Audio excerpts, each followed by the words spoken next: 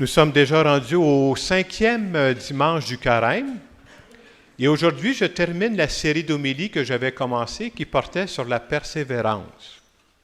Pourquoi je parle de persévérance dans ce temps du Carême? Parce que j'aime dire que ce qu'il y a de plus dur dans la vie, là, c'est durer. Tu peux faire un bout de temps, mais durer, ça demande d'énergie. Alors, au cours des dimanches, on a vu qu'il y a des moyens humains à notre disposition et il y a des moyens spirituels. Dans le Carême, on nous offrait la prière. Je disais, comment ça nous aide? Bien, parler à Dieu de ce que je vis, ça m'aide à surmonter mes défis. On disait l'aumône, partager avec les autres. Quand je pense aux autres, je pense un peu moins à mes petits bobos à moi. Et on parlait de jeûner. Je vous disais, c'est pas jeûner pour jeûner, mais je suis capable de jeûner sur certaines choses, me priver de certaines heures de télévision, peut-être nos tablettes quand on est jeune, pour investir dans du durable, investir dans mes études, investir dans ce qui est important.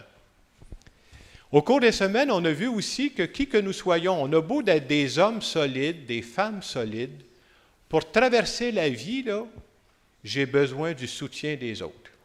Moi, j'ai une marotte que je répète, puis de plus j'avance dans la vie, plus je suis convaincu de mon coup. N'essayez pas de traverser la vie tout seul, ça ne marche pas. Vous ne réussirez pas. C'est voulu par Dieu qu'on puisse vivre ça de cette façon-là. Puis on a vu justement que dans la foi, nous croyons que Dieu a mis dans chacune de nos vies ce qu'on appelle une garde rapprochée. C'est quoi une garde rapprochée? C'est 3-4 personnes, des intimes. Mais ces personnes-là, là, j'en ai absolument besoin.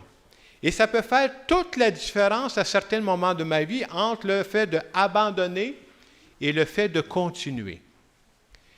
On a vu aussi qu'à certains moments, pour persévérer, j'ai besoin de changer ma façon de voir la vie, de façon de changer, de regarder les personnes. On a ce qu'on appelle dans notre vie, ce que j'appelle des angles morts. Ça veut dire, il y a des aspects qui m'échappent à moi. Et finalement, la semaine passée, ce qu'on a vu, c'est que pour persévérer, c'est très important d'avoir une raison de vivre qui est plus grande que moi-même. Ma raison de vivre à moi, ce n'est pas que Jacques Lamoureux soit tranquille pour les prochaines années. C'est pas ça. Dieu m'a donné la vie parce qu'il savait que d'autres personnes ont besoin de moi. Puis c'est vrai pour tout le monde. Et quand j'ai ma raison de vivre, c'est comme si j'ai le guts de surpasser mes défis. Quand je n'ai pas de raison de vivre, la moindre chose, là, je ne peux rien savoir, c'est trop difficile. Alors, c'est important pour tout ça. Et ce matin, on arrive dans ce 5e dimanche du Carême, puis la phrase que j'ai retenue, c'est Jésus qui l'a dit. « Si le grain de blé tombé en terre ne meurt pas, il reste seul. Mais s'il meurt, il donne beaucoup de fruits. » Bon, c'est vrai pour les semences que je compte là, mais pourquoi Jésus dit ça? Il est en train de parler de sa propre vie. Qu'est-ce que Jésus a fait? Il a aimé jusqu'à la fin, jusqu'à mourir sur une croix. Et on veut nous montrer que le fait qu'il est mort sur la croix, ça a produit beaucoup de fruits. Quels sont les fruits que ça a produit? Bien, on croit qu'il nous a sauvés. C'est quand même pas un détail, là. On croit qu'il a pris sur lui nos petitesses, nos limites, nos péchés. Et on veut nous montrer que Jésus, comme il avait cette raison de vivre, d'aimer jusqu'au bout, ça a donné du sens à sa vie. Et nous qui sommes chrétiens, qu'on essaie de vivre à la manière de Jésus-Christ, on se fait dire en fin de semaine que nous autres aussi, de temps en temps, il faut mourir à certaines façons de penser que j'ai. Il faudrait que je meure aussi à certaines habitudes que j'ai, qui ne sont pas nécessairement des super mauvaises habitudes, mais pourquoi? Pour que je puisse vivre à plein. Dieu ne m'a pas donné la vie pour que j'existe, pour que je vivote. Il veut que je vive à plein. Et quand je pensais à ça, je préparais mon homélie, je pensais à mourir à certaines façons de penser. Je me suis dit, je vais essayer de traduire ça dans un langage d'aujourd'hui. Alors, j'ai suivi quelques sessions, puis souvent on appelait ça des croyances limitantes. Je ne sais pas si vous avez déjà entendu parler de ça. Ce n'est pas des croyances religieuses. Des croyances limitantes, c'est quoi? Je définis ça dans mes mots. C'est des paroles qu'on se dit à soi-même. Vous savez, la personne à qui on parle le plus dans la vie? À soi-même. Donc, des croyances limitantes, ce sont des paroles qu'on se dit à soi-même, à l'intérieur de soi, là, et qui n'ont pas de fondement réel. Je vous en donne quelques-unes. Je suis bon à rien. Je ne suis pas capable. Si je n'étais pas sur la planète, moi, là, ça ne changerait absolument rien. Qu'est-ce qu'on peut dire aussi, là? Je suis trop vieux. Je suis trop jeune. Je suis trop gros. Je suis trop petit. Ah, ben c'est trop tard. Vous voyez, je dis ça en souriant, puis on a tous de ces paroles-là qu'on se redit, puis on se les répète. On dirait qu'après un bout de temps, ça devient automatique.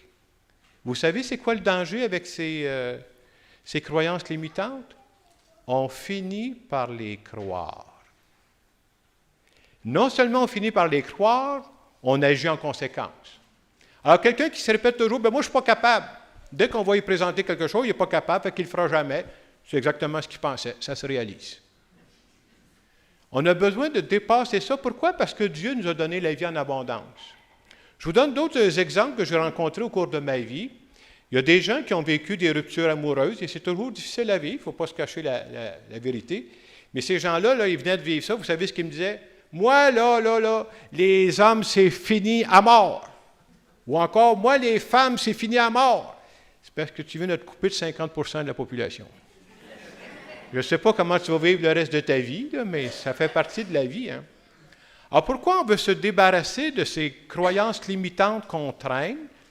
C'est parce que c'est nous qui mettons des freins à la vie en abondance que Dieu veut qu'on vive. Et ces croyances limitantes ne sont pas juste des croyances limitantes au niveau personnel. On peut en avoir au niveau collectif aussi. Je vous donne un exemple. Quelqu'un va me dire, « ben moi, le monde dans lequel on vit présentement, c'est pourri ce monde-là. » Mais si tu es convaincu de ça, quand tu vas regarder le monde, la seule chose que tu vas voir, c'est qu'il y a de pourri dans le monde. Il y en a-tu? Ben oui, il y en a. Tu vas en trouver. Ce matin, j'ai pensé vous parler d'un groupe collectif auquel on appartient tous, l'Église. Vous savez, j'ai eu la chance d'étudier un peu l'Église, je ne suis pas loin d'être un spécialiste. Une des choses qui m'a frappé, vous savez, depuis, ça fait 2000 ans que ça existe, si vous saviez le nombre de fois où on a annoncé que l'Église était pour mourir. Moi, là, c'est une des choses qui me stimule, qui me rappelle que l'Église, ce n'est pas juste une organisation humaine, c'est une organisation de Dieu. Pourquoi je dis ça? Parce que si c'était juste une organisation humaine, là, avec toutes les erreurs qui sont faites au cours des années, ça fait longtemps que c'est mort pour enterrer, cette affaire-là. Mais ce matin, j'ai pensé vous mettre ça dans une autre perspective. La perspective, c'est la suivante. Savez-vous que présentement, en Afrique puis en Asie, l'Église est très vivante? C'est bon de savoir ça. Hein? Et c'est vrai qu'il faut se dire que chez nous, en Amérique du Nord, là, Canada, aux États-Unis, c'est vrai que l'Église est en train de vivre un changement fondamental. Je n'ai pas de boule de cristal, moi, là. Je ne sais pas plus que vous, mais je vous dis ce que je pense à l'étape où je suis. Peut-être dans 5 ans, je vous dirai d'autres choses. Là. Moi, je pense que dans les années à venir, ici au Québec, on va vivre un changement d'Église très important. Je vous compte ça, mais au même moment où on vit ce changement-là qui est bouleversant, c'est dérangeant les changements, là. Moi, j'aime ça le copier-coller, je suis très à l'aise là-dedans, moi. J'aimerais ça répéter le passé, là. Au même moment où on vit ce changement très important, croyez-vous ça qu'il y a des gens de plus en plus qui sont en recherche spirituelle? Ils ne s'entendent pas dans nos églises, mais ils commencent à se poser des questions. Qu'est-ce qu'on fait avec ça? Et des fois, on pense que les gens, puis c'est vrai la plupart du temps, quand on vit une difficulté, là, ça nous fait réfléchir à autre chose. Il y a des gens, quand ils vivent un moment difficile, je commence à réfléchir, y aurait-il d'autres choses que ça? Mais pas juste dans les moments difficiles. Il y a des gens qui vivent, ça va très bien, puis à un moment donné, il a dit, bien, pourquoi je vis, moi, là? C'est quoi le sens de ma vie? Pourquoi je suis sur la planète? Je vous donne un exemple. Un gars que j'ai connu, là, qui, je vais vous conter un peu, c'est pas quelqu'un de la région, fait que, vous voyez, je vis jamais personne, moi, là. On va dire que c'est un gars, moi je dis que c'est un gars à peu près de mon âge, un peu plus jeune que moi, il a 40 ans. Alors, ce gars-là, jusqu'à maintenant, il n'y a rien de drôle. Ce gars-là, il a eu un beau parcours.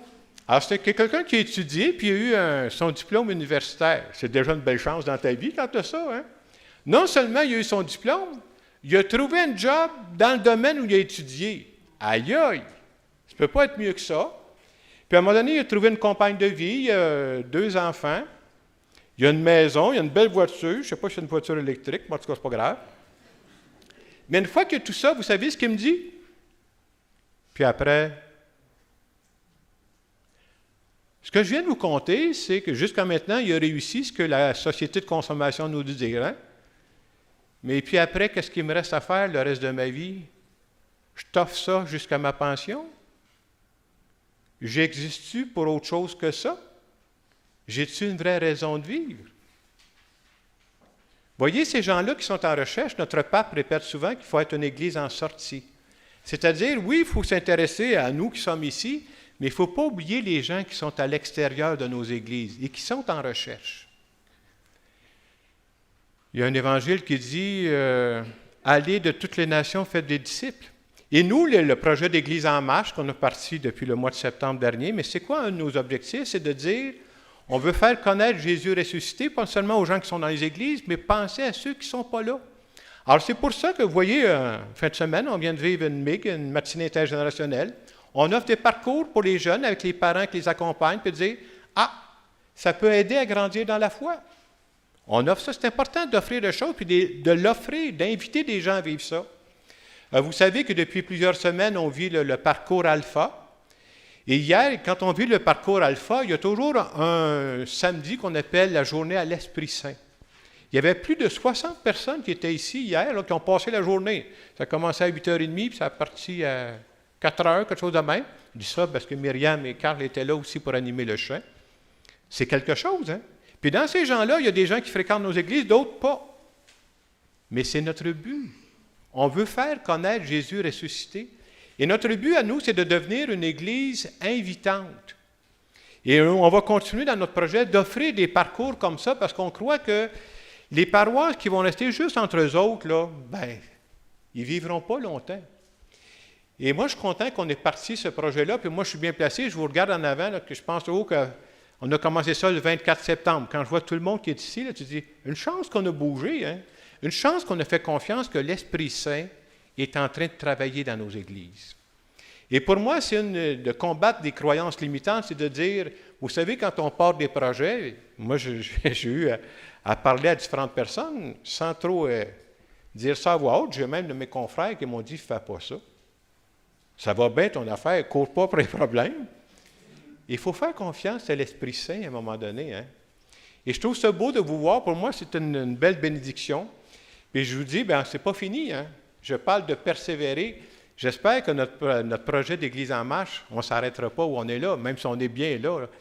L'Esprit nous appelle ailleurs. Et ce qu'on veut demander en fin de semaine, c'est que Dieu nous donne ce courage d'aller plus loin, d'aller plus haut. Oui, je pense qu'il y a quelqu'un qui vit un petit moment. Là, on va quelques personnes qui pourraient l'accompagner. Il sent un peu moins bien. Alors s'il y en a qui, peut-être, il y a des infirmières ou quelque chose pour aider ce monsieur-là.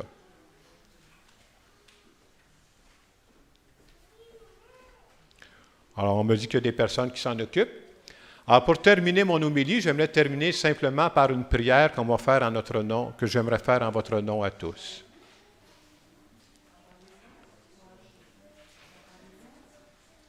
Seigneur Jésus, je te rappelais ce matin de me dire que tu m'appelles à beaucoup plus qu'à une petite vie sans but.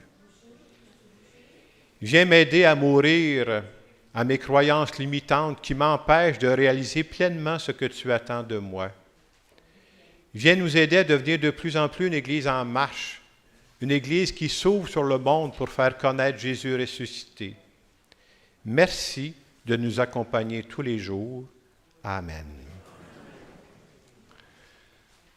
Dans les quelques secondes qui viennent, je vous invite tout simplement à penser, ça c'est quoi votre croyance limitante, vous? Qu'est-ce qui vous empêche de réaliser pleinement ce que Dieu attend de vous?